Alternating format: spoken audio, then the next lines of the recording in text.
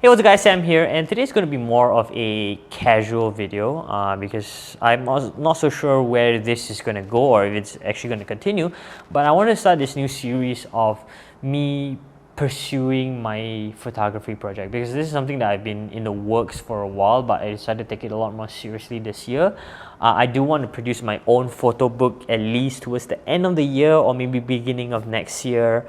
And so this series kind of like is a visual, at least a documentation of my process for me to see later on, as well as hopefully encourage or help some people who might be going through like the same situations as me, like wanting to come up with their own photo project and their own photo book, and just, you know, some of the struggles that I might be facing, and so hopefully it gives some clarity to you. And so for this video, it's more of an introduction, so, you know, some kind of accountability as well, an introduction to this photo project, the cameras that I'm choosing to shoot this on, the idea and how I came about the concept, and a lot of WIPs or work in progress with this, and hopefully it's just something that I can share along the way. So this project has been something that I've been particularly wanting to do for a while now. I have a tentative title for it, and it's called Budak Subang. Budak means child in the Malay language, and I'm coming from Malaysia, particularly living in Subang, growing up my entire life. I've always seen projects, you know, from America, but like, you know, documenting your own life, the suburbs, and looking at like a place that's completely foreign to me. I've never seen like these kind of places before, and it kind of inspired me to start documenting my own town, you know, where I grew up in, because as I'm, you know, starting to grow older, life has changed, things are changing. I'm potentially going to be moving out of the place, and as I'm driving around the area, I just see things that remind me of my childhood, and sometimes I have dreams of the area, of like running through in the park, very empty, quiet areas, you know, the sound of like birds, and then like you have like the smell of fried lard in the neighborhood and things like that. I guess that's one of the reasons why I want to at least immortalize some of these memories that I recall in my hometown. But how do I go about it? You know, some of the questions that I've asked obviously is like, how do I document something that has passed? What are some of the photos? And I'll share some that I've taken thus far. How do I really show what the place reminds me of? At least this is the direction that the book is going to. Is it the people? Is it the specific places, or is it like highlights of Subang, the area of Subang?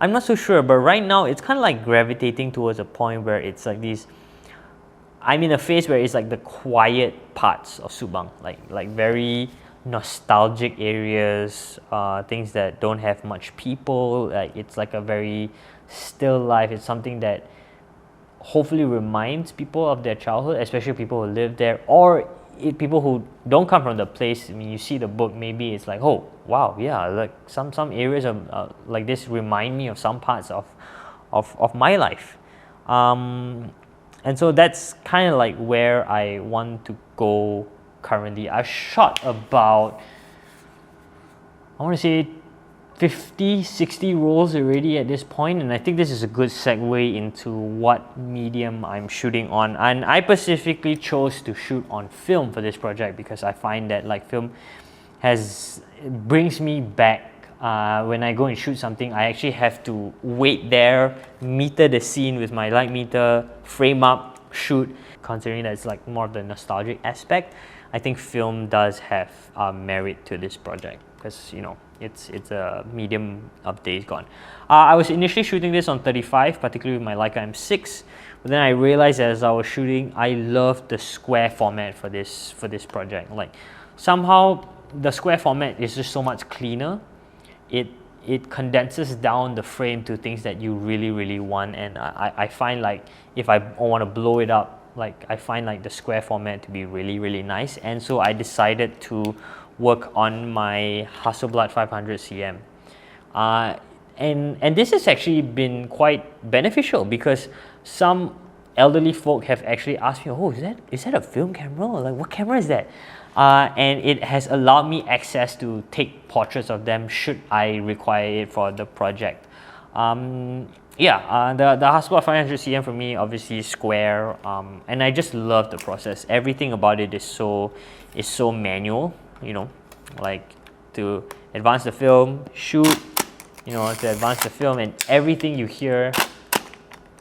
I just love shooting with this camera, and more so, this is obviously one of my favorite cameras, and it just means more to me that I'm shooting it on something, on a piece of gear that I truly enjoy using. Film stocks, I have kind of like narrowed it down to HP5, Tri-X, and Ektar 100, but I'm still like anything kind of like goes, because I'm still in the midst of figuring out if I want this to be a fully black and white. And I know it sounds sacrilegious to some people, like, wow, you're going to convert color to black and white. As of now, I do find value in the color images. Some of it like just really, really nice to see in color. But when I look at black and white, it gives me a different meaning. And so like, I'm kind of contemplating, but I know that even if I wanted to, I could always just shoot color and convert it to black and white if so I need it. And so that's the medium, the camera, the intention, and obviously the kind of like start of the project. Some of the challenges that I'm currently running into is like I'm constantly going to the same places, shooting the same things around, and I find I'm not so sure if I have enough photos yet. Like, you know, when I'm looking at a scene and it's like, I already shot this, but should I shoot it again for it? And then when I'm looking at the images, like, oh, I'm happy, but I'm not happy at the same time. Like, and I find this is something that like all artists will eventually struggle with, like not knowing when to finish your project. And I'm afraid that's where I feel like that's where I currently am. While I feel like there are a couple of images that I still want to get, I'm not so sure if I need more. You know, I've shot quite a number of photos. This has been going on for like 3 years already, 4 years already. And that's the struggle that I'm currently facing right now. Is like, do I have enough? And then obviously later on in the editing process, like, you know, how do I cull my images and things like that. I'm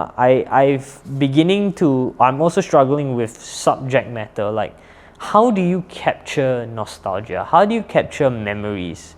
Yeah, people say is that, you know, you're freezing a frame, but that's not the same. Yeah, you can freeze a moment there, but like, how do you recapture a memory that has already gone?